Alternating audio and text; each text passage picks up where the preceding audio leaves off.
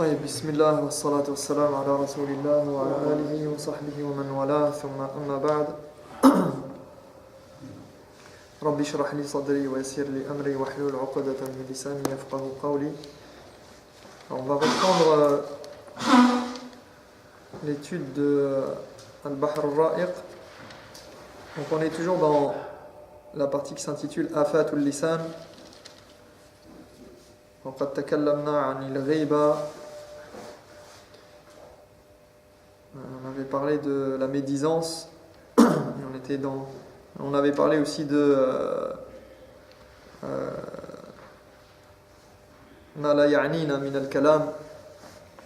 Donc l'auteur il avait cité ce qui ne nous concerne pas dans les méfaits et les défauts du langage, les défauts de la langue, de la parole. وهذا من فضول الكلام. كل هذا من فضول الكلام وفضول الكلام من سموم القلب. Donc tout ceci fait partie des choses qui sont superflues dans nos paroles. Et Dieu sait qu'on parle beaucoup pour dire des bêtises, pour dire des choses qui ne sont pas utiles, qui ne nous concernent pas, pour dire des choses qui sont mauvaises, qui sont néfastes pour les gens et pour nous-mêmes, pour le dunya wal akhirah, ici-bas et dans l'au-delà. Et notamment parce que quand on parle, eh bien, ça affecte nos cœurs. Wal kalam, wal af'al, wal a'mal, laha ta'thir ala al-qulub. Nos actes, ils ont des conséquences sur nos cœurs.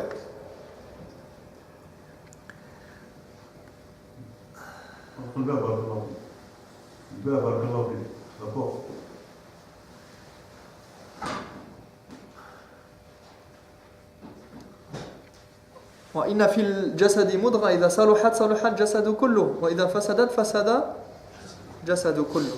Encore dans le corps, il y a une partie, un élément qui est important qui, si les sain et pur, et si cette partie-là elle est bien, cet élément il est bien, il fonctionne correctement comme il se doit, eh bien tout le corps sera bien et tous les actes qui en découlent seront bons et bien.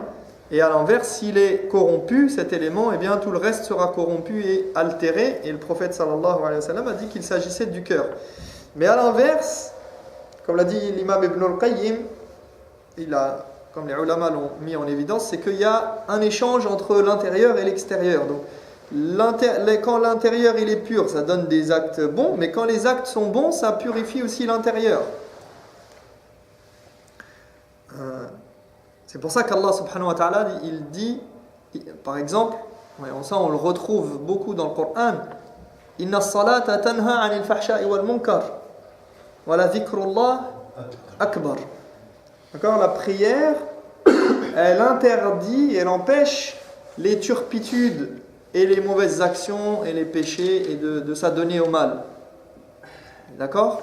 Pourquoi? Parce que déjà, pendant que vous faites la prière, eh bien, et wala dhikrullahi akbar, et le rappel d'Allah, c'est encore plus grand, encore plus important, encore plus fort dans cet acte-là d'empêcher de faire les turpitudes. Parce que celui qui se rappelle d'Allah, eh bien, il ne fera pas des al-fahsha wal munkar. D'accord? Et celui qui se rappelle tout le temps d'Allah subhanahu wa ta'ala, eh bien, hada yani yu'athir akthar ta'athuran, ala akthar ta'athuran ala qalbihi wa ala amali. Donc on voit que dans les textes, les actes, eh bien, ils ont un lien étroit avec l'intérieur. Et subhanallah d'ailleurs, même aujourd'hui au niveau génétique, les généticiens, avec ce qu'ils appellent l'épigénétique, eh bien, ils disent que les gènes, ils sont influencés, l'expression des gènes en fait, qu'on a dans le patrimoine génétique qu'on a, il est influencé par l'extérieur. par ce qu'on mange, par ce qu'on fait, par le stress qu'on vit, par les activités qu'on a, etc. Donc il y a un rapport entre l'extérieur et l'intérieur au niveau du corps.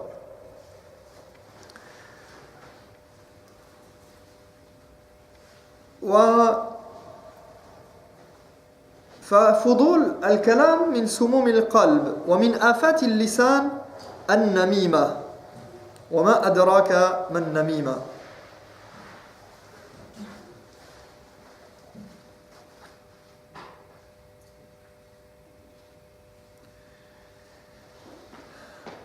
طيب. Donc on va parler ici de an-namima. Le problème des défauts du langage, donc, c'est que leurs conséquences sont nombreuses. Toutes ces choses-là que l'on fait avec notre langue, ces actes, ces paroles, eh bien, ça a des conséquences, comme je l'ai dit. Et lorsqu'on entend que ce sont des grands péchés, hadi min al-kaba'ir, يعني الغيبة والنميمة يعني من الكبائر يعني ليس موضوعا سهلا يعني وهينا يعني c'est pas quelque chose de négligeable et à négliger. Et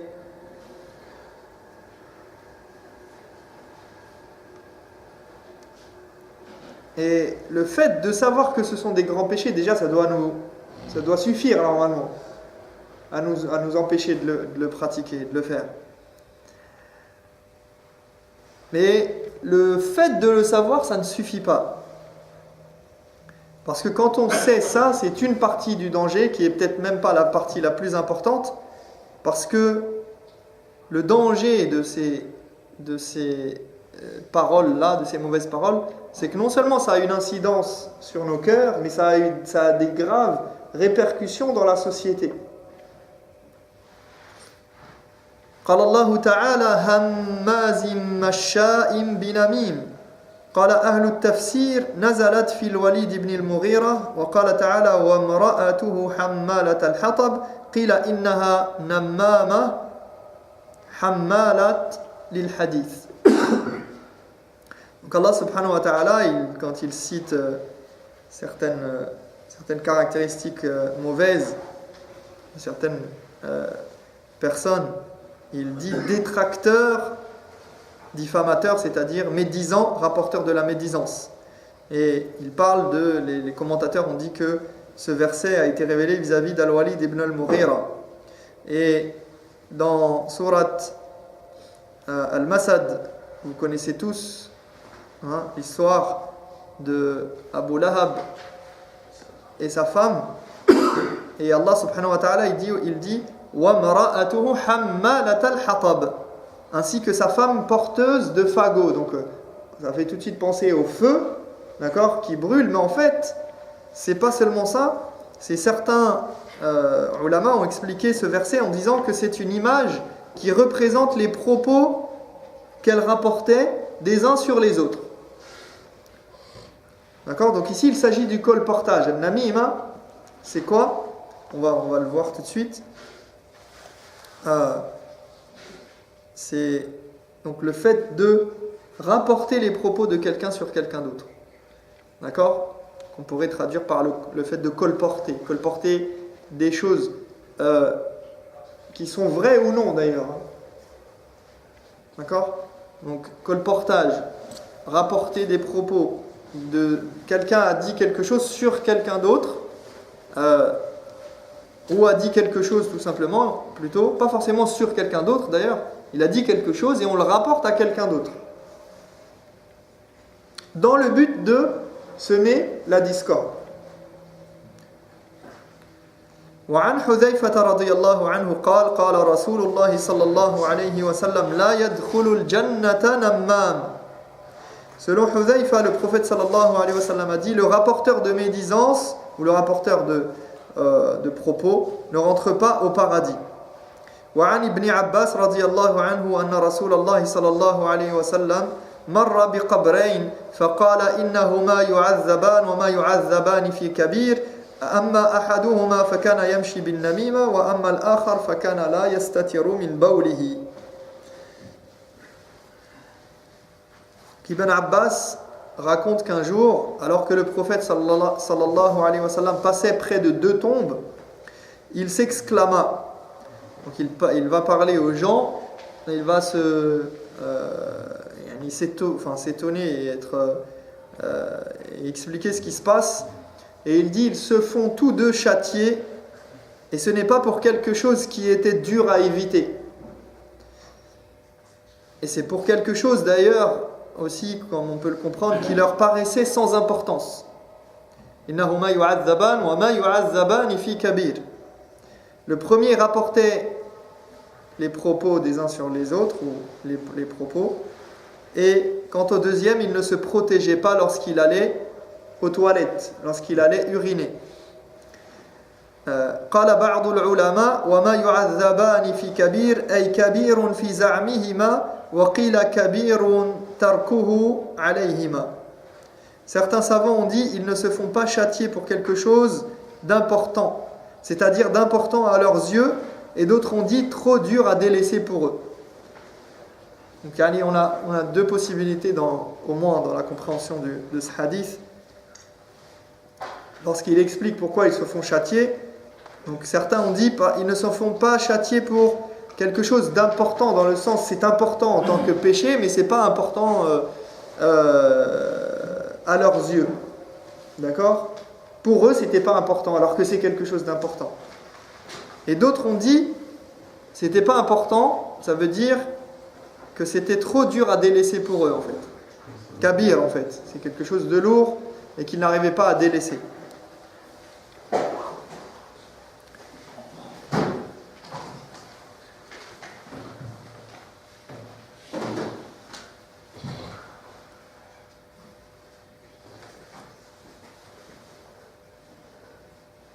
Et ici, bien évidemment, on voit que les deux choses qui ont été citées par le prophète sallallahu alayhi wa sallam, donc ces deux choses qui sont pas si dures,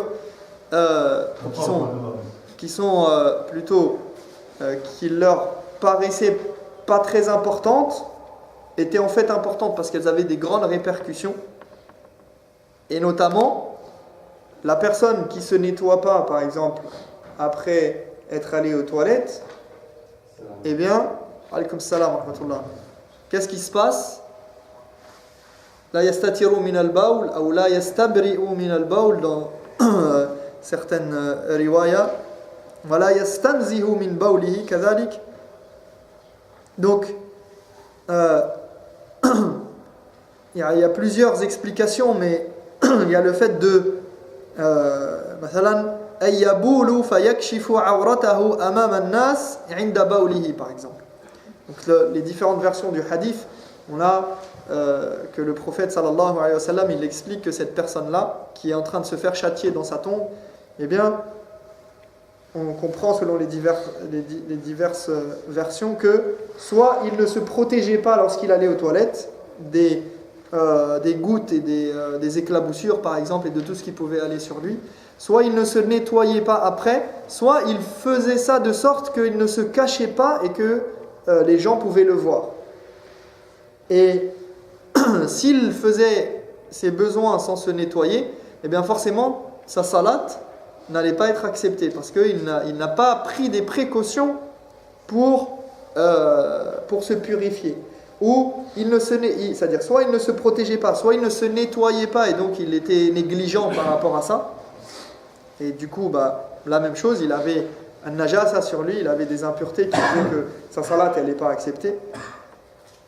Ou bien il faisait ça n'importe où sans se soucier des gens. Et là, encore une fois, c'est quelque chose qui est blâmable. Et concernant l'autre, bien évidemment, eh bien, il semait la discorde entre les gens. Donc ce sont des choses, et aussi, ce sont des choses d'une part qui ont l'air de rien, mais qui ont des conséquences très graves, et aussi qui sont anodines, parce que tout le monde le fait sans s'en rendre compte et sans se soucier. C'est-à-dire que c'est quelque chose de facile, pas quelque chose de compliqué à faire, entre guillemets. ou c'est quelque chose qu'on fait machinalement et par négligence, que les gens font en n'étant pas soucieux ni de ce qu'ils font afakum quand ils vont aux toilettes. Et d'ailleurs, subhanallah, yani, on voit que, yani, wallahu alam, mais il y a même un lien spirituel entre guillemets entre les deux, celui qui ne fait pas attention à ce qu'il fait aux toilettes et celui qui ne fait pas attention à ce qui sort de sa bouche et de ce qu'il dit comme propos, sans mauvaise blague. Mais c'est-à-dire qu'on peut comprendre, c'est comme Allah subhanahu wa ta'ala quand il parle de l'riba et quand il parle de la médisance et qu'il dit ayuhibbu ahadukum an ya'kula lahma akhihi mayta fa karihtumuh. Il parle de la médisance en comparant la médisance au fait de manger la chair d'un mort. Manger la chair d'un mort, là, imaginez quelqu'un qui est mort et qui est peut-être en train de se putréfier et de sa viande, elle n'est pas imaginez qu'il ne vient pas juste de mourir mais qui est enterré et qu'on déterre et qu'on dit allez, mange de cette viande. Et bien cette comparaison là qui est dégoûtante pour un être humain normal doit nous dégoûter du fait de faire le riba. Et la même chose pour namim, hein. C'est quelque chose qui doit nous, au-delà du fait que c'est un grand péché, c'est quelque chose qui doit, même naturellement, ça doit nous dégoûter. Ça doit être quelque chose qu'on doit se dire, c'est comme quelqu'un qui va aux toilettes et qui ne se nettoie pas. Eh bien, c'est quelque chose qui doit nous répugner. وقال صلى الله عليه وسلم ألا أخبركم بشراركم قالوا بلى قال المشاؤون بالنميمة المفرقون بين الأحبة. Subhanallah. Le prophète sallallahu alayhi wa sallam a dit: voudriez-vous savoir qui sont les pires d'entre vous? Ils ont dit évidemment ô messager. Et il a dit: ceux qui rapportent les propos des uns sur les autres, leur dit le prophète sallallahu alayhi wa sallam. Et donc, en conséquence, qui sème la discorde entre ceux qui ont un lien d'affection. يعني هذا من أقبح الأفعال أن تفرق بين الأحبة.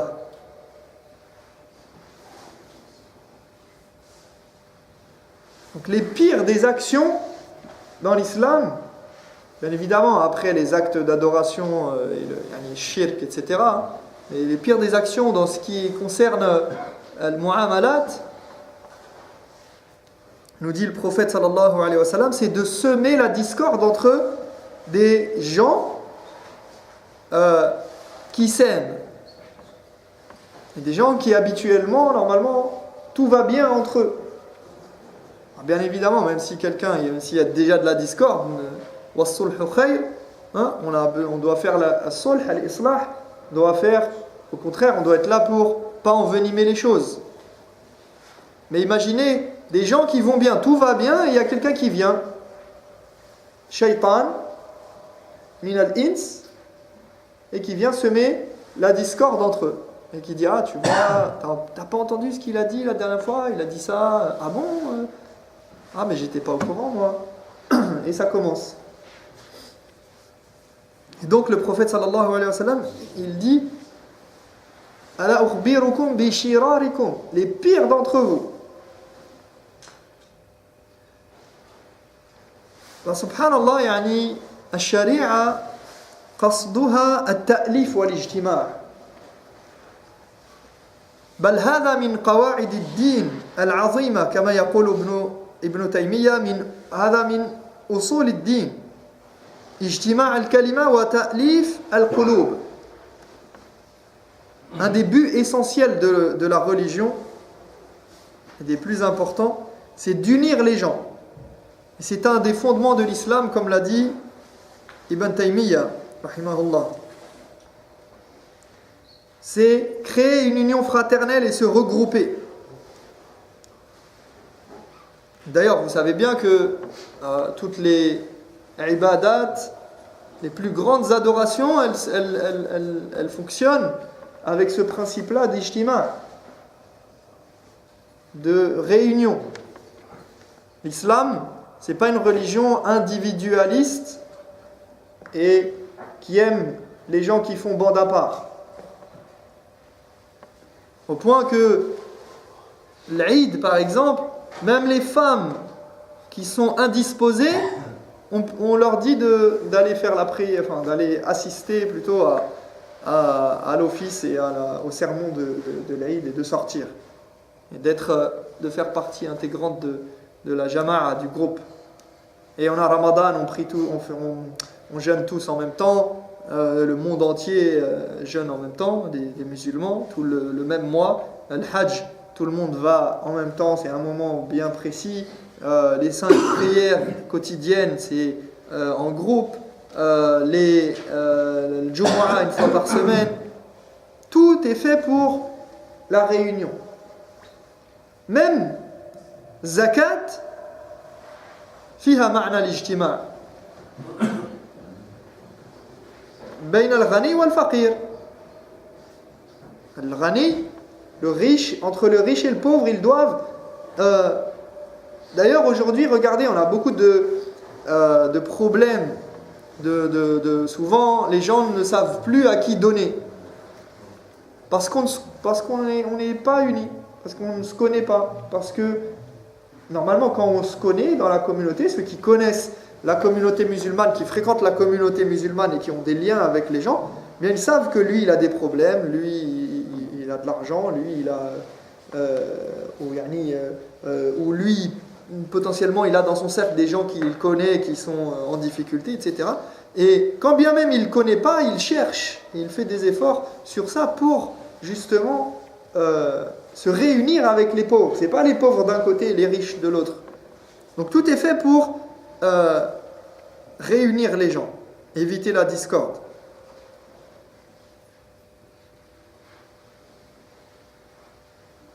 Et c'est pourquoi tout ce qui, dans l'islam, c'est une règle ça, tout ce qui crée la discorde et la désunion des musulmans, c'est une chose grave. Quand on rapporte la médisance des uns sur les autres, ou des propos même comme ça, juste pour... peu importe, même des fois, des fois c'est même pas dans le but de semer la discorde directement, mais sans faire attention, eh bien on génère des frustrations, de la tristesse, de la rancœur, de la haine entre les gens. Et regardez le prophète sallallahu alayhi wa sallam, à la fin de Surat At-Tawbah, il est décrit en disant, on l'a vu d'ailleurs, on en a parlé mercredi de ce verset-là, لَقَدْ جَاءَكُمْ رَسُولٌ مِّنْ أَنفُسِكُمْ عَزِيزٌ عَلَيْهِ مَا عَنِتُّمْ حَرِيصٌ عَلَيْكُمْ بِالْمُؤْمِنِينَ رَءُوفٌ رَحِيمٌ. D'accord, il est décrit comme ne supportant pas vous voir dans la gêne et dans la difficulté. Un prophète issu de vous-même est venu vers vous. Il compatit à ce que vous endurez et il est plein de sollicitude pour vous, car il est toute bonté et toute compassion pour les croyants. Alors comment est-ce qu'on peut, nous, en tant que musulmans, vouloir être la cause de la difficulté et de la peine du musulman, alors que le prophète sallallahu alayhi wa sallam, c'est quelque chose qui lui est lourd et dur à supporter. Il ne supporte pas que y ait cette tristesse et cette peine chez le musulman.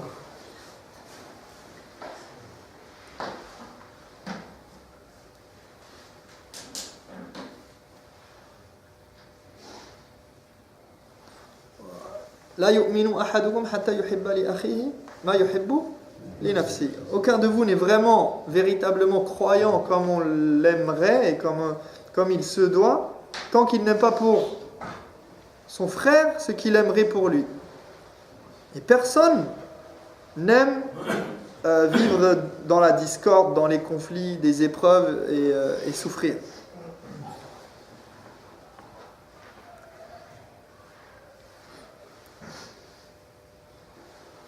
Et d'ailleurs, le prophète sallallahu alayhi wa sallam a même dit dans un hadith, il dit إذا كنتم ثلاثة فلا يتناجى اثنان دون الثالث إلا بإذنه فإن ذلك يحزنه. Donc le prophète sallallahu alayhi wa sallam dit lorsque deux d'entre vous sont en présence d'une troisième personne, donc trois personnes qui sont ensemble, et il y a deux personnes, il dit qu'ils ne s'isolent pas pour parler sans sa permission car cela pourrait l'attrister. Au point que les ulama disent, par exemple, si on a trois personnes qui ne parlent pas tous la même langue, ou on va dire que, ou ils parlent plutôt, ils ont tous plus ou moins une langue commune, ou on essaye de trouver une langue commune ou une langue que tout le monde comprend et qu'il n'y ait pas deux personnes qui parlent dans une langue et l'autre qui est laissée de côté. Alors bon, des fois c'est difficile, mais pourquoi ? Parce qu'ils disent que ça peut risquer de susciter, de générer dans la personne, il va peut-être penser qu'on parle en mal de lui, qu'on complote contre lui, qu'on est en train de rigoler sur lui. Et je pense que tout le monde a pu, au moins une fois dans sa vie, faire cette expérience-là où il se retrouve avec des gens et il se sent isolé tout d'un coup, les gens parlent de leur côté, ils commencent à rigoler, peut-être ils le regardent, mais eux, ils rigolent pour quelque chose qui n'a rien à voir avec lui. Mais lui, il peut se sentir mal.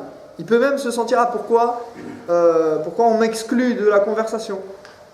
Donc, il dit, vous imaginez, c'est le prophète sallallahu alayhi wa sallam qui dit ça, qui dit que s'il y a trois personnes ensemble, que deux ne s'isolent pas sans sa permission, qu'ils doivent demander sa permission, dire on a juste un truc à dire, ou on est en train de parler d'un petit truc, si ça ne te dérange pas et tout ça, t'inquiète pas. Enfin voilà, en tout cas c'est pour faire quoi ? C'est pour faire en sorte de prendre en considération ses sentiments et de ne pas le blesser. Et de ne pas laisser la porte ouverte à Shaitan qui vienne lui mettre des mauvaises idées dans sa tête et penser que ils sont en train de préparer quelque chose ou de dire du mal de moi ou ceci, cela. Et comme l'a dit Cheikh Ibn al-Uthaymin et d'autres ulama par rapport à ce hadith, ils disent, on comprend de ce hadith que une règle générale, parce qu'il dit que personne ne fasse cela, pourquoi ? Quelle est la raison ? Quelle est la illa de l'interdiction ici ? Il dit فَإِنَّ ذَلِكَ يُحْزِنُهُ. Donc il a dit, les ulama disent, donc c'est la raison pour laquelle il a interdit de faire ça, c'est pourquoi ? Parce que ça peut l'attrister. Donc il dit, à l'inverse, tout ce qui l'attriste est donc interdit. Tout ce qui peut attrister ton frère musulman est interdit, de ta part. Si tu sais que ça risque de l'attrister quand tu vas le faire, bien sûr pas pour des caprices, pas pour des choses futiles, mais s'il y a quelque chose qui risque de l'attrister dans ton comportement, eh bien, à partir de ce hadith-là, ils disent que ça prend le même hukm, que c'est interdit. إذا كنتم ثلاثة فلا يتناجى اثنان دون الثالث إلا بإذنه فإن ذلك يحزنه. Donc, à partir de ce hadith, eh bien, on comprend que il est interdit de rendre triste un musulman.